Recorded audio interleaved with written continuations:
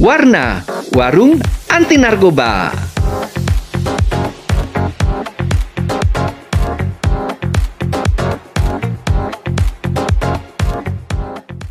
Warna, warung anti narkoba.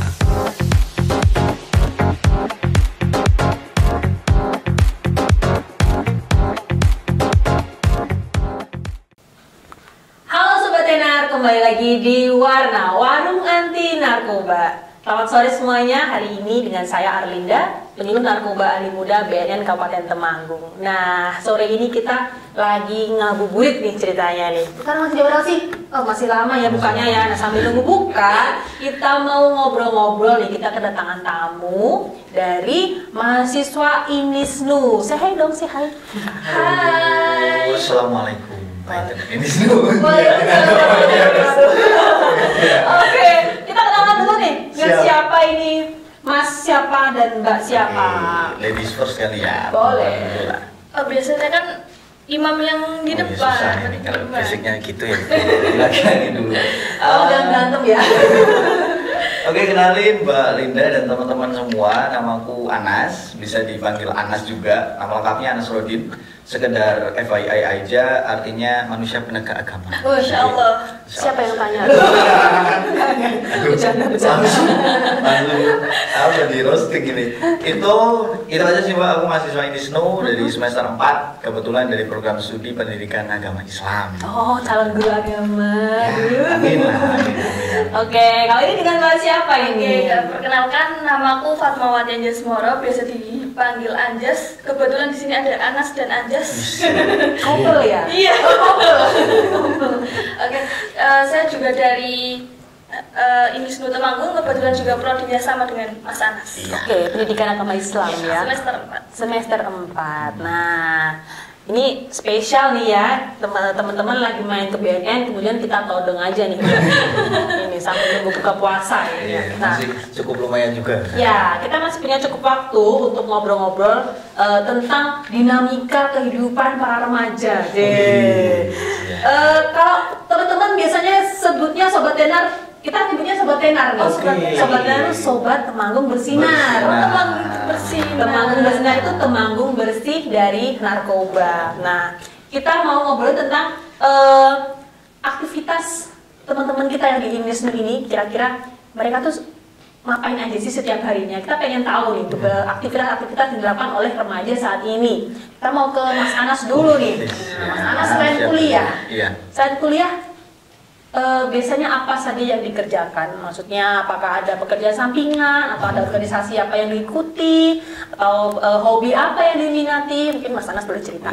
Oke, terima kasih Mbak Linda. Ya, selayaknya manusia pada umumnya kayaknya ya, karena kita bukan nabi boy kalau remaja bilang ya. Apa itu nabi boy? Aku nggak tahu. Kita manusia. Kami manusia bukan nabi boy. Oh, bahasa Gen Z ya. Sekarang biasanya gitu. Oke. Gitu, jadi ya selain kuliah kebetulan emang lebih fokus kuliah, ada juga beberapa kegiatan kayak organisasi juga sih Mbak, kayak mumpung selagi masih mahasiswa ya kita manfaatin waktu buat ya ikut kegiatan-kegiatan positif lah. Ya pernah waktu itu pernah juga ikut di pemilihan duta genre juga. Aku juga pernah nyoba nih 2023 kalau nggak salah tuh ada kayak lomba-lomba dai gitu Mbak, itu kita Calon pendakwah aku coba aja ini kebutuhan asing nih gitu. Coba gitu. Sebenarnya karena suka public speaking aja. Terus kok dai, wah ini tantangan baru nih. Kalau public speaking kayak dasarnya ya biasalah, kayak mungkin quotes atau apa. Cuman kalau dai kan harus ada dalilnya, ayat Quran dan yang lain gitu. Jadi pengen coba aja gitu. Wah, keren banget ya, ternyata pernah jadi peserta dai juga. Mungkin nanti suatu saat setelah lulus kuliah atau mungkin mulai dari sekarang bisa jadi pendakwah ya. Kan katanya menyampaikan hanya satu ayat itu tidak apa-apa. Ini selalu UIN juga kayaknya. Ini, jadi kan apalagi kalau sekarang kalau Gen Z itu kan tidak bisa dengan dakwah yang di masjid, kemudian ikut pengajian gitu lah. Jadi harus disampaikan dengan metode-metode yang kreatif gitu. Mungkin bisa jadi konten kreator. lewat medsos dan sebagainya untuk menyampaikan apa namanya tadi Lewat. pesan-pesan kebaikan gitu. Masya Allah. Nah, sekarang nama Mbak Anjas, aduh, kurang nanti Anjas dan Anas. Mbak Anjas, ya Mbak Anjas. Oke, kebetulan aku juga sama Anas itu tipe mahasiswa yang kura-kura. Apa itu? Kuliah rapat. Nah, kebetulan kami juga dari himpunan mahasiswa program studi, kebetulan menjabat di pengurus juga. Nah, terus kalau keseharianku, aku juga ikut organisasi mahasiswa eksternal, kebetulan di PMII atau Pergerakan Mahasiswa Islam Indonesia. Terus saya juga sedang mengajar anak SD, kebetulan di ekstrakurikuler pencak silat. Dan itu atlet. Alhamdulillah. Ternyata awas ya teman-teman ya, sobat Dena jangan macam-macam tadi. Kan Gensi harus produktif, Mbak. Oke, iya. mantap bener nih, yang satu calon ustadz, yang satu atlet pencak silat gitu. Oke, ngajar anak SD untuk pencak silat. Nah, ngomong tentang pencak silat nih, karena atlet berarti sudah kemana aja nih? Baru juga kemarin alhamdulillah menjuarai di lintas DIY. Jadi kebetulan dari Jawa Tengah kan belum ada, terus saya mewakili ke DIY gitu. Terus alhamdulillah menjuarai juara 1. Yeay, tepuk dong. Untuk Temanggung. Mewakili Temanggung. Kebetulan mewakili Jawa Tengah. Oh, malah mewakili Jawa Tengah. Berarti dari Temanggung ke Jawa Tengah dulu, baru ke DIY gitu ya. Ini lomba antar provinsi Sejateng dan DIY gitu. Oh gitu, berarti pesertanya nggak cuma dari universitas aja berarti? Atau? Umum, jadi kan kalau di tingkatan pencak silat itu kan ada pertama usia dini. Kalau usia dini itu dari SD, TK sampai SD. Terus pra remaja itu biasanya MTS, SMP. Terus kalau dari remaja, tadi kan pra, sekarang remaja lebih ke SMK, SMA dan sederajatnya. Kalau dewasa itu udah dewasa dan umum dari umur 17 sampai umur 35 tahun. Oh, berarti bukan mewakili universitas gitu ya berarti ya? Ya, umum secara, maksudnya umum sebagai atlet gitu, mewakili kabupaten atau bagaimana gitu? Jadi gini, aku tetap mewakili dari universitas, tapi tetap membawa nama kabupaten juga gitu. Oh iya, oke, paham. Ya. Kebetulan juga Anjas ini dari, kalau tadi ngomongin organisasi, Anjas ini juga dari Ketua Umum Himpunan Program Studi Pendidikan Agama Islam. Oh, jadi, ketua iya, himpunan mahasiswa PAI di Inisnu. Oke. Nah, jadi teman-teman semuanya sobat Denar, kita sekarang bersama anak Gen Z. Bukan anak ya, remaja Gen Z yang banyak melakukan aktivitas-aktivitas yang positif. Nah, kita ngomongin tentang aktivitas positif nih. Jadi, kenapa kalian senang melakukan itu?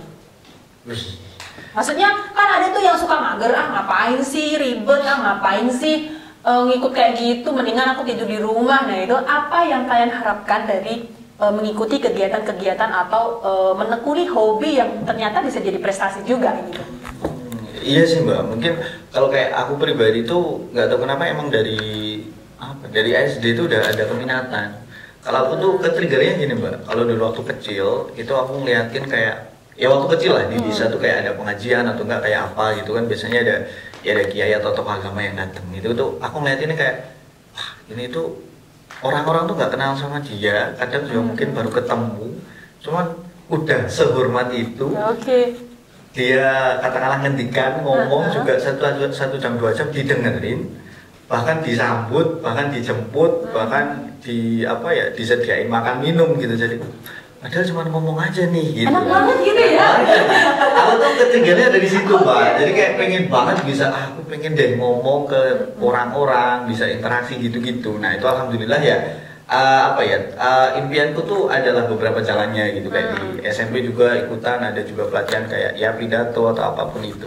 Nah setelah ikut tuh kayak jadi, oh ternyata asik nih, karena aku ketemu banyak orang baru, dan juga ketemu dengan, kalau aku lagi sekarang mungkin udah mahasiswa tuh kadang mungkin kalau aku lagi kayak, ya kebetulan aja ngisi kayak materi di SMP atau SD, aku juga pernah ngajar di SD. cuman nggak betah lama sama ini ya. Aja sih itu tangan, wow. Kalau ketemu sekali 2 kali itu kayak masih asik kan, Iya. anak-anak lucu, cute gitu. Nah ketemu sama anak-anak SMP pun gitu, maksudnya oh seceria itu dan kita tuh bedanya gimana ya Mbak? Kalau udah gede tuh kayaknya taraf bahagianya tuh kayak standarnya tuh tinggi banget gitu. Nah kalau kita ngeliat SMP tuh kayak kita cuma ngasih apa ya, kita ngasih cerita, kita ngasih apa tuh mereka tuh senyum, mereka tuh ketawa. Nah itu istilahnya receh banget sih receh gitu. banget. Ketika aku ngelakuin hal itu kayak seneng aja Mbak, kayak Oke. seneng. Terus juga kayak aku juga dapetin vibes positif juga lah, kayak aura-aura positif. Aku juga ngerasa bahagia juga ketika ketemu dengan orang yang kayak gitu. Apalagi mungkin orang yang ngerasa setelah mungkin kita ketemu terus and then komunikasi, mas gimana kapan kamu mungkin bisa ngobrol bisa apa, nah itu juga jalin silaturahim juga. Kebetulan juga karena mungkin karena organisasi karena kegiatan yang positif juga ya aku juga bisa ketemu sama Mbak Linda, bisa membangun jejaring Iya. ya, membangun Jadi, relasi. Jadi kita punya banyak kenalan di Iya, tempat begitu. tempat-tempat yang Enak. lain. Jadi kalau misalkan suatu saat kita butuh sesuatu, kita Iya. bisa dapat informasi yang lebih cepat. Iya. Istilahnya jalur orang dalam. jadi ya banyak kenalan, bisa ngerepotin lah. Kalau lagi kemana aku punya teman di Jogja, bro lagi di kos gak, lagi di rumah gak, nunut gitu, lupa kan enak aja nih. Betul. Ada teman-teman aja lah gitu. Kalau Anjas, sejak kapan suka pencak silat? Aku kebetulan nekuni pencak silat itu dari SMP. SMP tuh iseng-iseng doang kayak Anjis ikut pencak silat, padahal aku gak tahu yang namanya pukul nendang itu gak pernah sama sekali. Karena biasanya tuh latihan tuh pada anak-anak kelas umur 5 tahun gitu ya? Iya, Oke. ya terus kebetulan ada event gitu kan. Kebetulan di kelasku juga kosong. Terus aku langsung lobby ke kepala sekolah terus disuruh ikut. Dan sampai saat ini alhamdulillah sudah menjuarai banyak banget. Dan kebetulan tadi sudah banyak banget diceritakan benefitnya dari organisasi inter sama ekster tuh emang berdampak banget, apalagi sekarang Gen Z itu menghadapi yang namanya life quarter krisis ya, yang stres, insecure gitu. Anxiety, Iya, kayak gitu. berbagai jenis kesehatan mental ya. Banyak banget sekarang, banyak Dan banget. menurutku cara paling ampuh menghadapi kayak gitu tuh biar kita produktif gitu aja. Oke. Biar organisasi dan tadi membangun jaringan relasi itu bener banget adanya benefit dari organisasi-organisasi itu. Oke, yang jelas yang pasti kalau yang saya lihat nih teman-teman, Anjas dan Anas sih yang paling utama kelihatan pede ya. Jadi mereka percaya diri, ada hal yang dibanggakan dari dalam dirinya. Jadi Sobat Denar, ini salah satu cara membangun ketahanan diri remaja. Jadi kita ada 3 nih. Yang pertama adalah membangun self-regulation. Nah, membangun self-regulation itu kita memiliki kepercayaan diri, memiliki benteng diri. Jadi karena kita sudah merasa mampu, kita nggak akan mudah terpengaruh oleh hal-hal yang negatif di luar sana gitu. Nah, selanjutnya nih, tadi kita udah ngomongin benefit dari kegiatan positif. Nah, mungkin di luar sana, kadang kalau kami ini generasi milenial, Bukan baby boomers ya? bukan dong, bukan, aku masih milenial ya. Aku mengalami transisi antara yang tidak pakai teknologi dan menggunakan teknologi. Kalau di luar sana, apa yang kalian temukan tentang permasalahan remaja? Jadi masalah-masalah apa sih yang kalian temukan mungkin di sekitar kampus atau mungkin di sekitar kalian circle kalian itu, masalah apa yang kalian temukan tentang apa aja lah, pokoknya masalah remaja apa yang kalian temukan? Gini sih Mbak, kalau mungkin aku kayak ya beberapa kali ketemu sama beberapa ya adik-adik atau teman-teman tuh kadang yang pertama tetap kebanyakan tuh di masalah mental ya. Emang kadang antar kurang percaya diri atau enggak, aku tuh nggak tahu, cuman kadang banyak orang ataupun mungkin era sekarang tuh banyak orang yang berlindung di balik kata-kata introvert lah, di balik kata-kata itu, walaupun ya mungkin iya memang iya, cuman ada yang sebenarnya tuh kamu tuh kurang aja gitu loh, ngulik diri sendiri gitu. Sama mungkin yang sedikit memprihatinkan mungkin ya Mbak, kebetulan juga di kabupaten kita tercinta juga di Temanggung tuh kayak beberapa akhir ini ada dengar beberapa berita juga kayak mungkin kasus bullying, bahkan itu di tingkat di bawah umur lah katakanlah itu beberapa terjadi, terus juga ya beberapa kasus yang lain. Sama juga Pak waktu pernah kayak sosialisasi gitu, kebetulan bareng BNN juga waktu itu kayaknya juga ternyata ketika aku dengerin waktu itu, oh ada juga ternyata yang masih anak-anak SD, anak-anak SMP itu katakanlah mereka itu udah pernah lah icip yang namanya tuh sekecil ya narkoba ataupun narkotika jenis yang paling kecil lah atau apa gitu. Ternyata ada, bahkan di luar di luar pengguna ternyata juga ada yang pengedar juga gitu. Jadi kadang ternyata nggak semudah itu juga ternyata di era sekarang ini. Nah mungkin ya aku ngeliatin itu aja sih beberapa poinnya gitu. Dilalah masalah mental banyak, ditambah itu tadi ya mungkin dari media sosial. Sama yang paling susah tuh ini sih Mbak, karena munculnya standar top ya. Apa ya, itu jadi agak bikin stres banget kayaknya tuh anak sekarang tuh sekarang tuh harus umur sekian itu udah harus gini ya, karena apa tuh harus gini, ini ada FOMO dan yang lain. Itu ganggu banget sebenarnya, walaupun yang di luar ganggunya ya ada manfaatnya juga, cuman ya itu sih Mbak beberapa mungkin yang aku lihat yang keresahanku juga sebenarnya gitu. Jadi karena ada media sosial ya paling pengaruh ya. Kalau Anjas gimana? Kalau aku kebetulan aku kan dari latar belakang desa gunung gitu ya, Temanggung gunung dulu. Jadi permasalahan remaja di desaku itu kebetulan kayak meremehkan adanya pendidikan gitu loh Mbak. Oh nggak mau sekolah? Iya nggak mau sekolah, dan misal anak kuliah itu dipandang rendah, kuliah dur-dur, apalagi seorang perempuan, apalagi saya gitu, kayak ngapain sekolah dur-dur ya, ujung-ujungnya ya dapur, kasur, sumur, mesti gitu. Nah apalagi kalau di mana ya di desa itu mesti kalau kebanyakan anak tuh kan mengalami stres yang namanya ekonomi segala macam. Nah itu mesti larinya yang kayak pil gitu loh, pil, minuman keras segala macam, dan yang membuatku miris ya hal-hal yang kayak gitu kok bisa ke remaja gitu loh Mbak. Kira-kira kenapa ya? Aku juga bingung nih. Kalau ini jawabannya aku yang jawab. Jadi kenapa sekarang memang faktanya menyebutkan bahwa banyak sekali anak-anak pelajar SMP, kebanyakan SMP, SMA gitu ya, yang sudah kita tangani, mereka memakai pil narkoba. Mungkin teman-teman pernah dengar pil Yarindu, pil sapi gitu ya, nyapi. Itu banyak sekali mereka yang memang awalnya hanya coba-coba, dikasih gratis sama temennya, yang katanya obat itu menghilangkan masalah gitu. Biar nge-fly gitu. Ya, jadi mungkin mereka itu tadi yang kamu sebut, mereka merasa mungkin minder, mereka merasa dibully, kemudian ada masalah di rumah, ada stres di rumah, mungkin dari orang tuanya atau dari kakaknya, dari saudaranya dan sebagainya. Mungkin ada masalah di sekolah, bahkan ada yang karena percintaan. Nah, sekarang kan puber tuh udah mulai sudah lebih cepat ya. Kalau dulu kan saya SMP kelas 1 itu belum tahu itu kayak gitu. Nah, sekarang anak SD pun udah pada mulai suka gitu kan. Nah, dari situ adanya informasi yang salah mengenai pil tersebut. Jadi mereka meyakini bahwa kalau pakai pil ini nanti masalahku semua hilang kan gitu. Memang di penggunaan pertama mungkin dia merasa seperti itu karena nge-fly kan. Di saat nge-fly itu dia sudah nggak bisa mikir yang sakit-sakit tadi, dia halusinasinya udah yang seneng-seneng kan gitu kan. Nah ketika obatnya efeknya hilang, rasa sakitnya akan muncul lagi. Ya kan? Akhirnya kecanduan itu.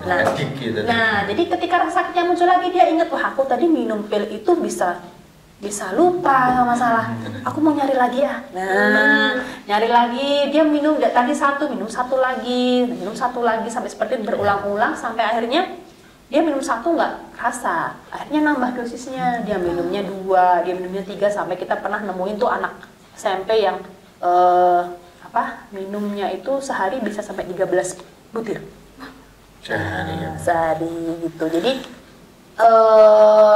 informasi yang salah, kemudian bujukan atau rayuan dari temannya, kemudian tentunya tetap didorong oleh faktor internalnya dia, jadi dari keluarga, dari kepribadiannya yang mungkin tidak memiliki benteng tadi, tidak memiliki aturan buat dirinya sendiri seperti itu. Jadi mereka mudah terpengaruh untuk menggunakan atau mudah terpengaruh untuk coba-coba narkoba itu tadi. dan kayaknya juga kreatif juga sih ya Mbak ya, mereka tuh ya, maksudnya kayak apa ketika ada istilah nyubung, kecubung itu kan juga dari tanaman dengan maksudnya juga effort juga gitu, mereka tuh pengen juga ternyata gitu. Nah itu dari medsos juga kan? Iya makanya. Dari medsos juga, kita juga pernah tuh nemuin anak-anak yang bikin vapor dari fitting lampu. Oh. Fitting lampu. Fitting lampu.